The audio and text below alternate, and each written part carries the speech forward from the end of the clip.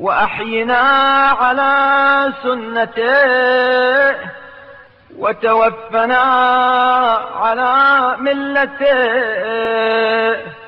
وخذ بنا منهاجه واسلك بنا سبيله.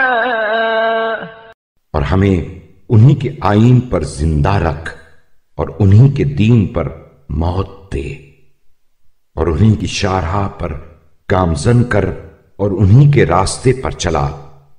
واجعلنا من أهل طاعته واحشرنا في زمرته وأوردنا حوضه واسقنا بكأسه.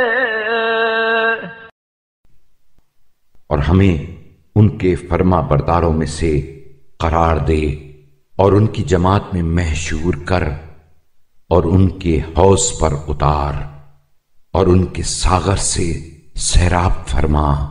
وصل اللهم على محمد وآله صلاة تبلغه بها أفضل ما يأمل من خيرك وفضلك وكرامتك. اے اللہ محمد صلی اللہ علیہ وآلہ وسلم اور ان کی آل پر ایسی رحمت نازل فرما جس کے ذریعے انہیں بہترین نیکی، فضل اور عزت تک پہنچا دے جس کے وہ امیدوار ہیں. انك ذو رحمة واسعة وفضل کریم. اس لیے کہ تو وسیع رحمت اور عظیم فضل و احسان کا مالک ہے. اللهم اجزه بما بلغ من رسالاتك وأدى من آياتك ونصح لعبادك.